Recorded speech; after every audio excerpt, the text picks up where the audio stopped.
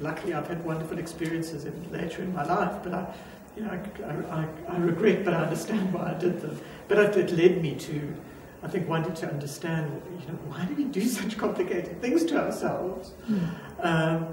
Because it's certainly not what my father wanted. I mean, it was also tremendously aggressive, because I think there was partly the expectation that, that I would play rugby, for example, because he couldn't. I mean, he was a wonderful golfer, but I would do all of those things for him and make him, and of course I didn't. So it's a complicated way of sort of, in some sense, I think, trying to protect him, but also saying, I'm not going to do this for you. So it's also quite aggressive. I mean, I feel, we are who we are. I mean, I feel kind of mixed about it, but it sort of explains, no marks for guessing why I ended up in psychology. Yes. I think we get attracted to the sort of things that when we look for answers in our own life. Exactly. We tend to certain careers and try to find answers through our way. Yeah. And I also, one of the things that I've been thinking about in terms of able bodies and disabled bodies, and in relation to how society sort of comes into play in terms of the pressure that it gives out to people who are disabled. But there's something also that also stood out for me in your book. You talked about how your father refused people to see him that way, and he also refused for people to give sympathy. And in that sense, most of the time as able-bodied people, we tend to want to aid or want to save disabled people. And it also talks a lot about how we view disability in terms of our own self, because if we feel that we need to save, it sort of says something about wanting to fulfill certain things about ourselves, and while we are denied to save them. It doesn't give us that benediction, sort of we left with the guilt. Something that I've been trying to understand when people talk about the theory of shame, and even still trying to figure it out in terms of that. I attended a presentation yesterday, and someone was talking about certain things in terms of disabled people, and shame was one of the themes that came out, and how people always want to save disabled people and don't see them as equals. But my father did a tremendous job, and not even allowing people, but I also think about how it impacted those around him when something is happening but we don't acknowledge it. It sort of says a lot, and it impacts us in different ways. I also know that you also teach some of your courses that you teach establish psychopathology, community psychology, if I remember. I have done, I can remember the others, but I also wanted to ask if you also integrate the whole consciousness in terms of how we view bodies into your method of teaching. Thank you. Well, I mean, I just want to make a comment on the way you're thinking about these things. Just, I'm turning 60 this year, and when I hear young people in psychology thinking the way you're thinking, it just makes me so pleased. So, no, you're thinking about important things in quite a sophisticated way, in a way that I don't actually think I did it so great, and it just pleases me. Teaching. Well, you've got to pay the bills. I mean, I love teaching. I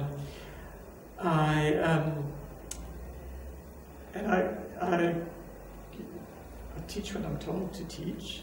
That sounds terrible because the thing about being an academic, I mean, basically in terms of my life, I mean, my job, I do what I want, when I want, basically.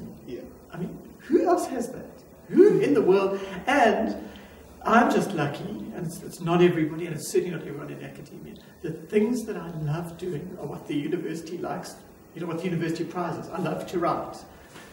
And we live in a world in which, for all sorts of reasons, if you write a lot, they love you. Yes. But as it happens, I love to write. You know, if it were bricklaying, I'd be in big trouble because you know.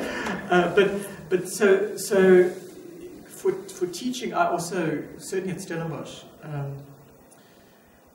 And it was the same when I taught at UCT. I'm given a tremendous amount of freedom in the way that I approach things. So I've got a psychopathology course coming up next week that I don't tell the students, but nothing's prepared yet because I didn't know I was going to do it. And before, one of my colleagues who's now retired used to do the first half, and I only did the second.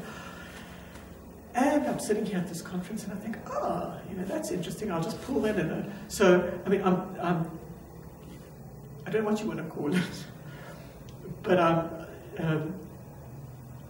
because some people just say it's very undisciplined. I do bring into all of my teaching, whether it's something I taught psychotherapy in the first half, and I'm really no expert on psychotherapy. I'm no expert on psychopathology either, but that's what I'm doing 2 honours courses this year, psychotherapy and psychopathology.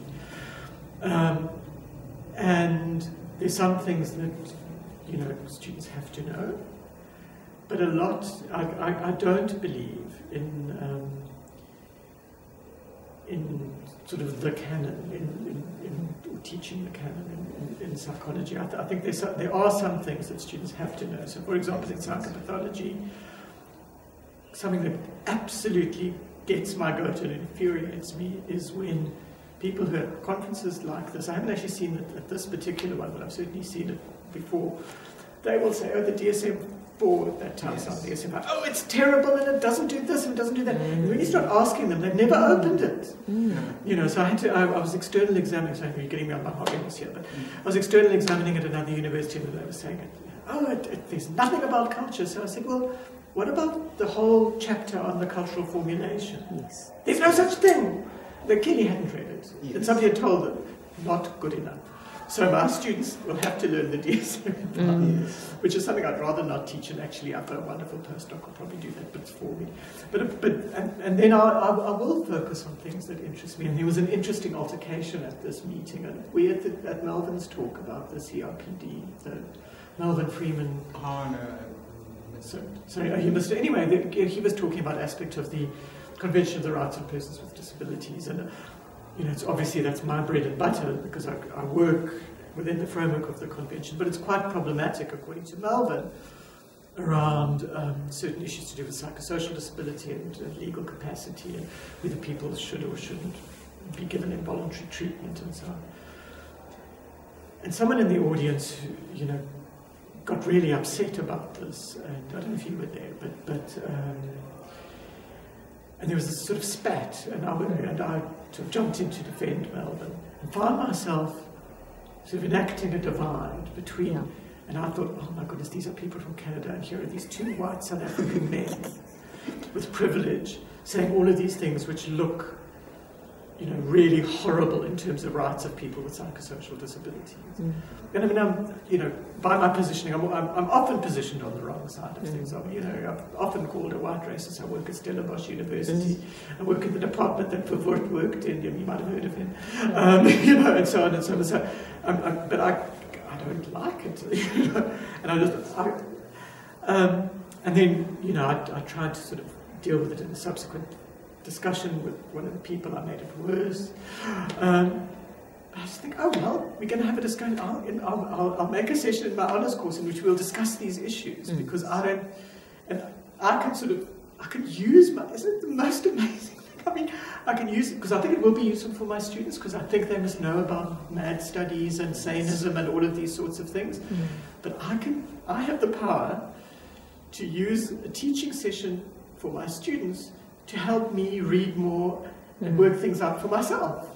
And I can call it part of the curriculum, and you know, and it is. I mean, it's not cynical. I mean, I do think, when I teach psychopathology, for example, because of my interest, I suppose partly in disability studies, which says nothing about us without us. I have a whole day in which people with psychosocial disabilities and their families come and speak to the students, because often what psychopathology is in South African universities is learning a whole lot of symptoms and othering, and you know, and then students saying, can't you take us on a visit to Falkenberg, which is it's a very nice, very good psychiatric institution. And I always say, well, no, you know, that sounds like, can't you take me on a visit to the zoo to see all the monkeys there? And you know, it's very othering. Yeah. So I don't know why I'm sort of being defensive about having a session with my students on sadism, but you know, you were asking about my teaching. Yes, I mean, I use, and I do think it's the best way to teach actually, is I think that if a teacher is using the opportunity of teaching to try and work something out for themselves and can engage the student with them in a process of making things strange, asking questions, unsettling, and so on, everybody learns. And I do not believe, particularly today when so many things are available in so many formats and so on, that standing there, you know, giving people lists and lists and lists of things to memorize, I don't think anybody learns anything. So, yeah, I'm lucky from that point of view. But I mean, I must say also that students I'm talking about are honest students and you know, highly selected group and so on. But, you know, when I did my training of disability activists, I mean, well, the brightest person I trained was actually the most talented in many ways, whose picture was up at my talk, but I didn't have time to sort of explain him.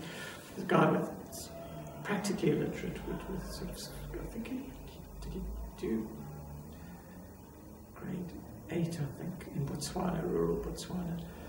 But that's how they learnt as well. They, you know, it was through the process of kind of making strange and engaging together with them. So that's what I think teaching is. But my teaching's been really influenced, which is an interesting thing for me, by what disability studies says about inclusion, participation, those sorts of things, so, which I've never anticipated, but you know, yeah. It's, something that you said about, you know, it also gives you an opportunity to learn. I always think it's a phenomenon, but I think we teach based on what we need to learn. I don't know why, but we do it. We become good at it, and in the process we also learn. And I also think the fact that you bring people who are disabled to come to class rather than